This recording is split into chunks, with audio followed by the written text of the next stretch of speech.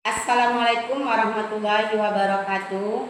Yang saya hormati tim penguji ujian kinerja PPG tahun 2005 batch 2. Perkenalkan, nama saya Murda Eviani, guru PAI SDN 12 Batang Anai, Kabupaten Padang Pariaman. Dan saya mahasiswa PPG PAI Daljak tahun 2025 dengan NIM 2460102122 LPTK UIN Mahmud Yunus Batu Sangkar. Pada kesempatan hari ini, Jumat 9 Mei 2005, saya akan melaksanakan ujian kinerja, yaitu praktek pembelajaran dengan materi sholat rawatib di kelas 3 SDN 12 Batanganan. Demikianlah perkenalan yang dapat saya sampaikan. Wassalamualaikum warahmatullahi wabarakatuh. Waalaikumsalam warahmatullahi wabarakatuh.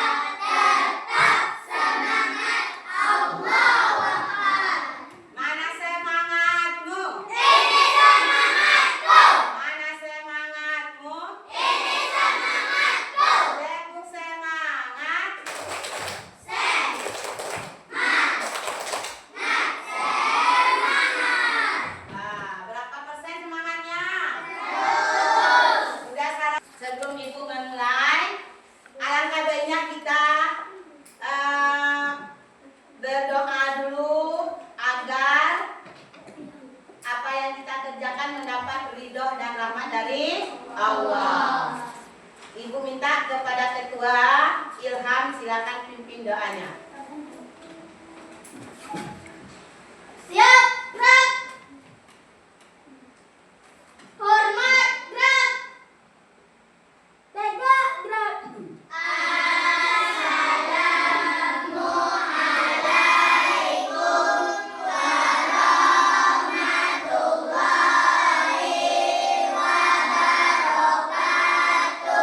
Waalaikumsalam warahmatullahi wabarakatuh.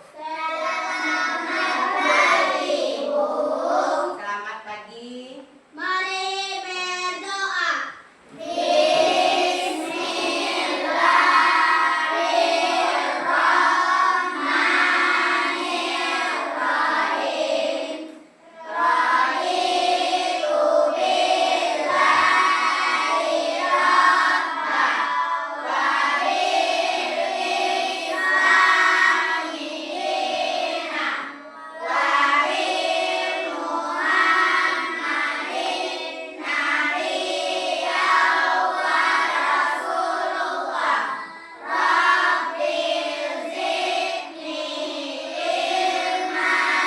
Baiklah Ibu, sebelum kita mulai, Ibu akan ngecek kehadiran anak Ibu dulu ya.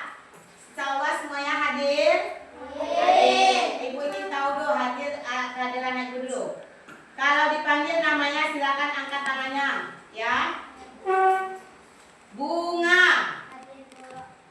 Arifah, Torik, Zahra, Bilqis, Kanza, Nadia, Azura. Alhamdulillah semua hadir ya Nak ya. Alhamdulillah hari ini kita diberi kesehatan sehingga kita dapat mengikuti pelajaran. Banyak untuk disemangat kita menyanyikan lagu wajib terlebih dahulu ya. Kalau mulakan suara Ibu ya. Lagu Garuda Pancasila. 1, 2, 3. Garuda Pancasila,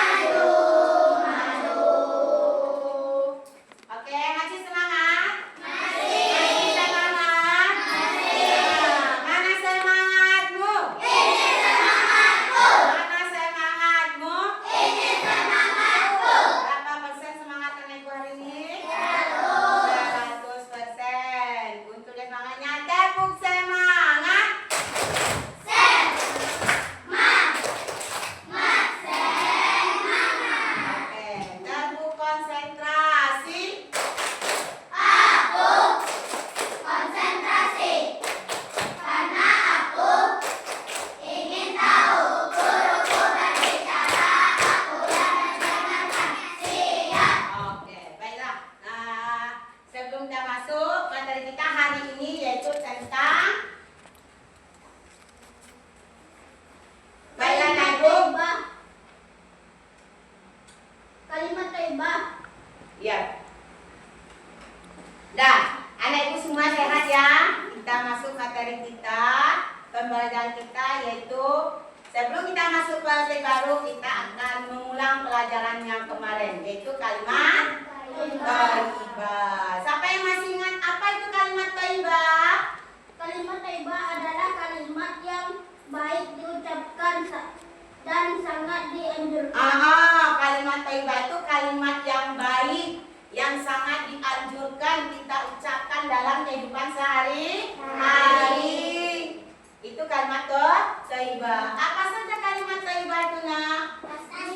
Tasbih. Apa bunyi kalimat tasbih? Subhanallah. Subhanallah. Apa arti kalimat tasbih subhanallah itu? Maha suci Allah. Sebelum kita masuk ke materi baru, untuk menambah hafalan kita, mengingat-ingat hafalan surat-surat pendek kita, alangkah baiknya kita baca surat pendek terlebih dahulu ya, Nak ya. Nah, kita baca surat Al-Lahab dulu. Diawali dengan baca ta'awuz.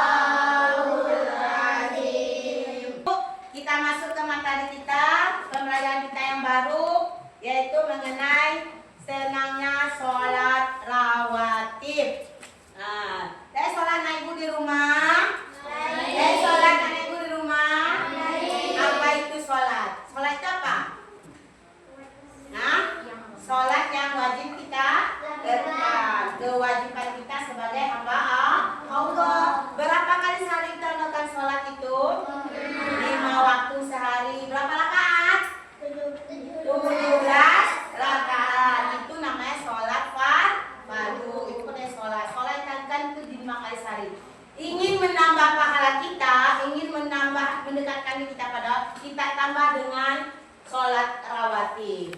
Ya, sholat sunnah rawatib. Sholat rawatib itu artinya sholat yang dikerjakan, sholat untuk menyempurnakan sholat fardu. Nah, itu sholat rawatib. Apa tujuan kita mempelajari ini?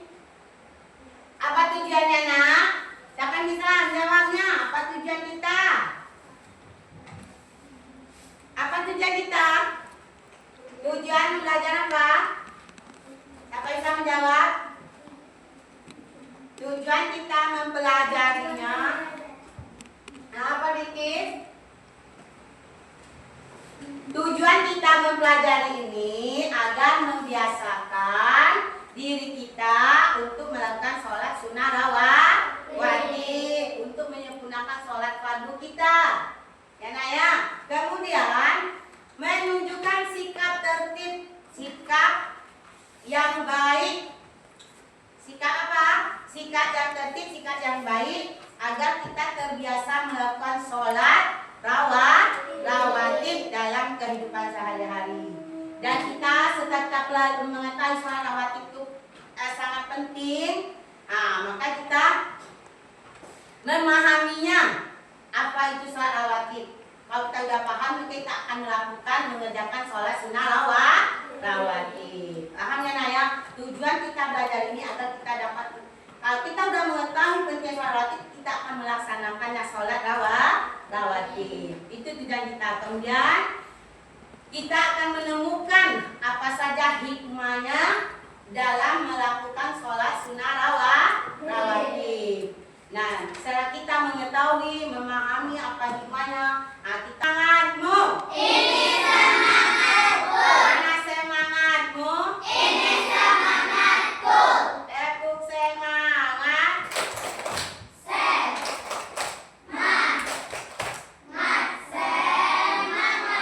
Oke. So, apa itu sholat rawatib?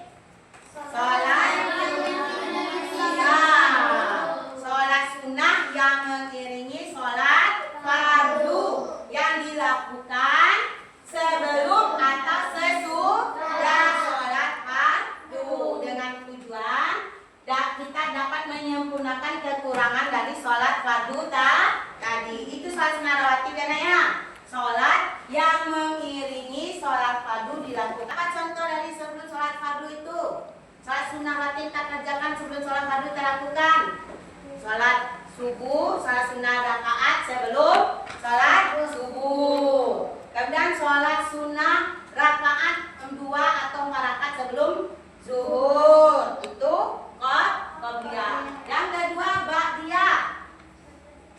Yang ba'diyah apa? Setelah sholat fardu kita kerjakan tambah dengan sholat sunnah rawatib, yaitu 2 rakaat, namanya ba'diyah. Setelah siapa yang melaksanakan sholat sunnah rawatib yang 12 rakaat, insya Allah dijadikan Allah surga di rumah. Allah akan menjadikan rumah di surga. Mau anak ibu ada rumah di surga? Mau? Asal apa? Itu baca niatnya berbeda. Hanya di niatnya, tapi tata caranya sama. Ya paham ya nak ya? Tata cara sama. Yang bedanya di niat. Kalau sholat sunnah, usolli sunnah. Apa sholatnya? Qobla atau ba'diyah. Kalau usolli sunnah dan ba'da subhi, berarti setelah subuh. Tapi ada sholat sunnah setelah subuh ada ya, tapi qobliyah subuh. Nah, coba ikuti anak ibu baca niatnya. Niat sholat rawatib sebelum subuh. Nah, coba ikuti ibu ya. Dengarkan ibu dulu baca baru anak ibu.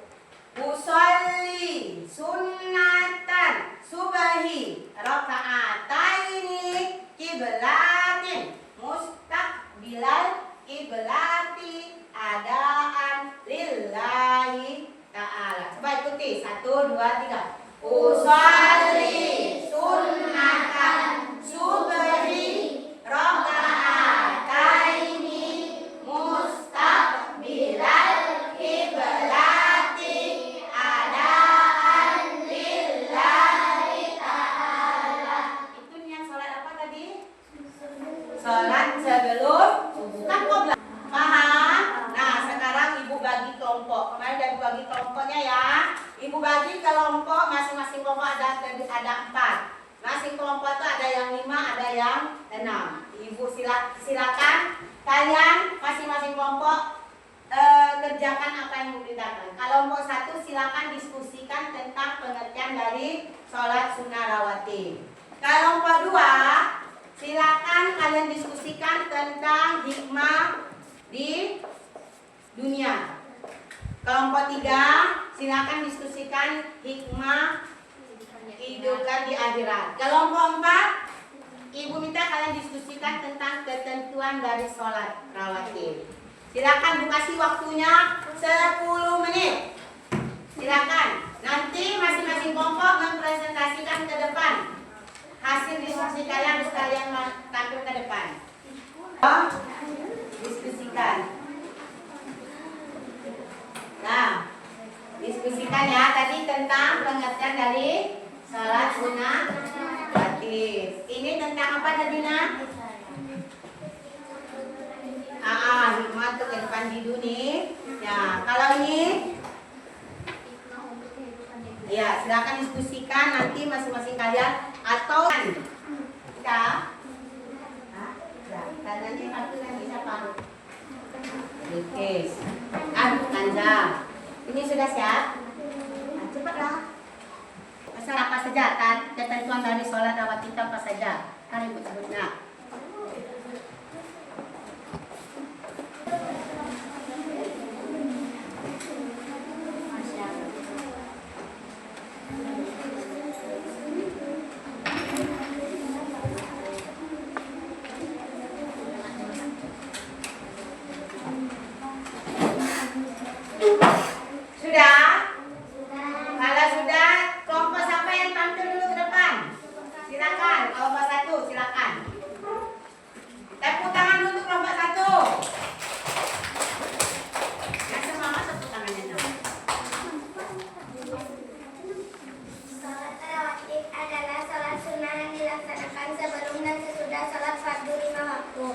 Salat sunnah rawatib merupakan salat sunnah yang mengiringi salat fardu. Dan jadi sholat sunnah rawatib itu adalah sholat sunnah yang dilaksanakan atau dilakukan sebelum dan sesudah sholat fardu. 5 waktu fardu ada sholat wajib, sholat 5 waktu sehari semalam. Sholat sunnah rawatib merupakan sholat sunnah yang mengiringi sholat fardu. Pintar, silakan duduk. Kelompok 2, ada yang menanggapi nak? Ada yang menanggapi? Kelompok lain? Ada nak? Udah paham ya? Saya kelompok 2, silakan tampil ke depan.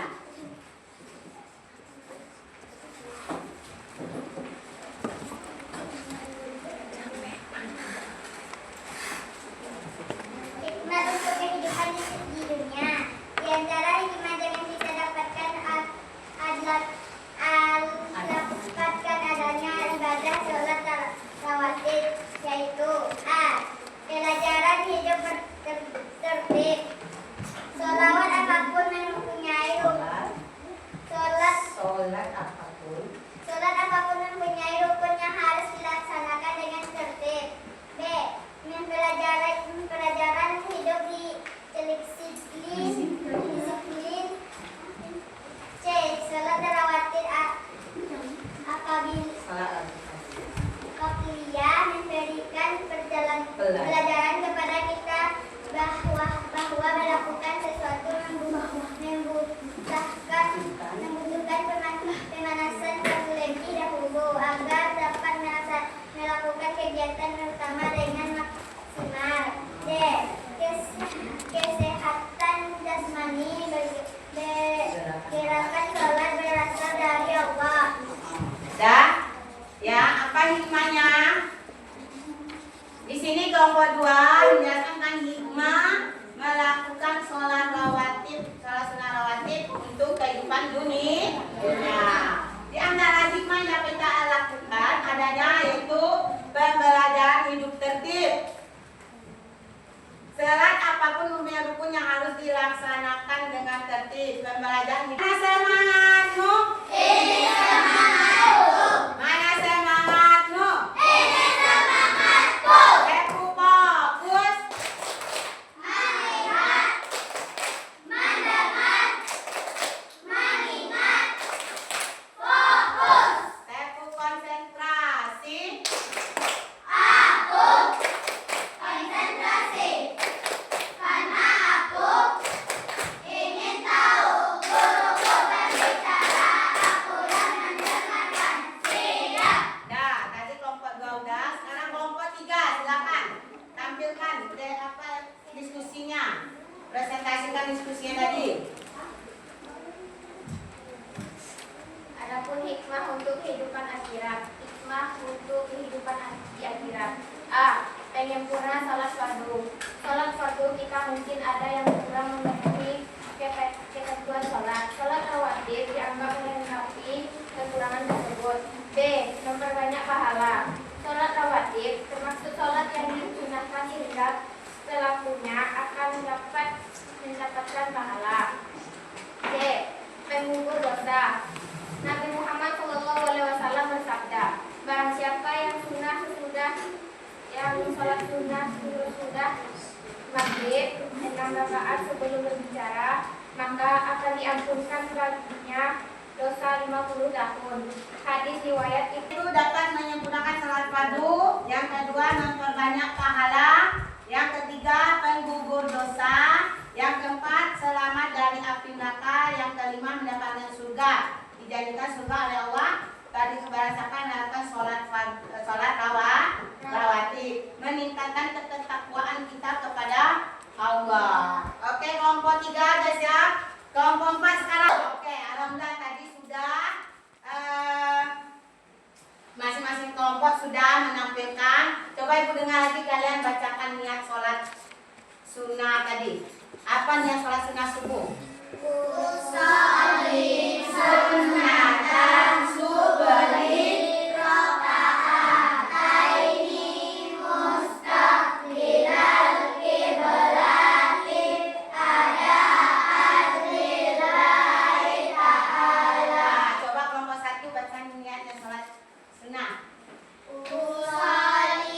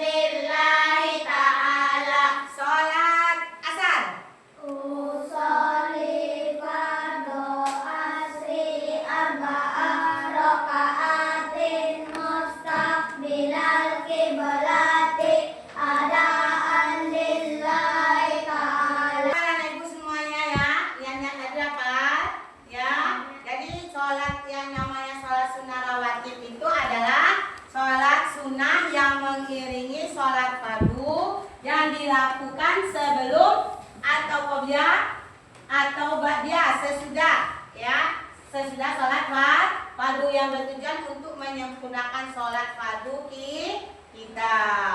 Adapun hikmahnya yaitu bukunya tentang aktivitasku. Sekarang bagiannya anak ibu bagikan KPD. Silakan anak ibu kerjakan latihannya bareng-bareng tuh.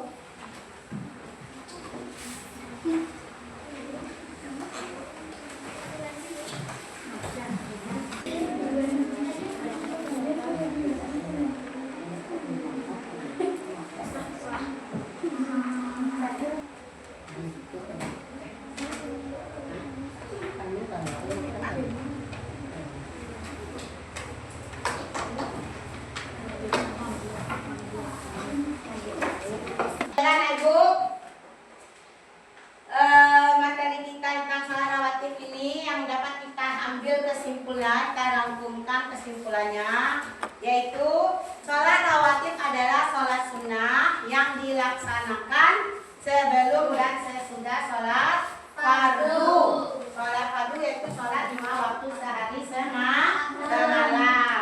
Kemudian sholat sunnah rawatib ini terbagi dua, yaitu sunnah qobliyah dan sunnah ba'diyah. Sunnah qobliyah itu sholat sebelum kita menjalankan sholat fardu. Kita sholat sunnah dulu, seperti sholat subuh 2 rakaat. Orang yang menjalankan sholat sunnah sebelum subuh itu adalah orang yang paling kaya di dunia. Ya, bagi siapa yang melaksanakan sholat, ibu, sudah jelas? Mungkin ada anak ibu yang belum jelas atau ingin bertanya, silakan. Kalau ada ibu yang bertanya, ya, coba Abi jelaskan apa itu sholat rawatib tadi, Abi. Sholat sunnah tadi apa, Abi? Sholat sunnah yang dikerjakan sebelum atau sesudah sholat fardu. Sholat sunnah terbagi ada berapa macam sholat sunnah? 2. Sebutkan. Sholat sunnah tadi ada berapa macam? Sebutkan. Apa saja?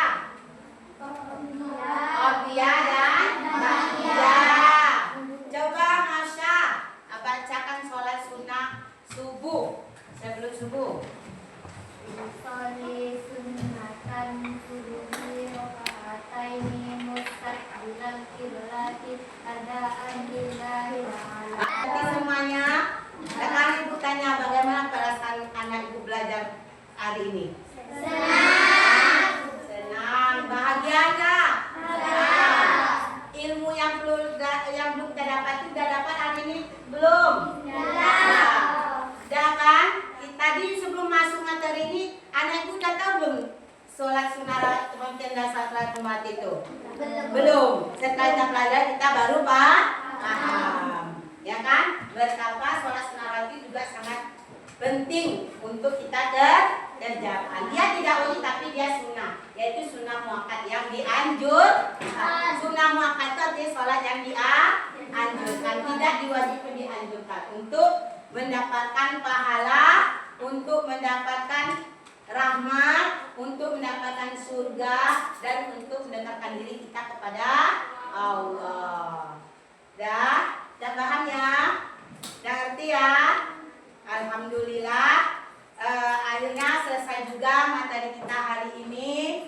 Ibu ucapkan terima kasih anak ibu. Ibu harapkan anak ibu setelah kita paham, mengerti dengan materi kita hari ini, anak ibu bisa melakukan di rumah, ya. Dan jangan lupa sholatnya jangan ditinggalkan karena sholat itu hukumnya wajib. Sunnah ini untuk menambah, untuk menyempurnakan sholat kita yang wajib. Karena amal utama nanti yang ditanya oleh Allah adalah sholat. Betapa pentingnya sholat itu.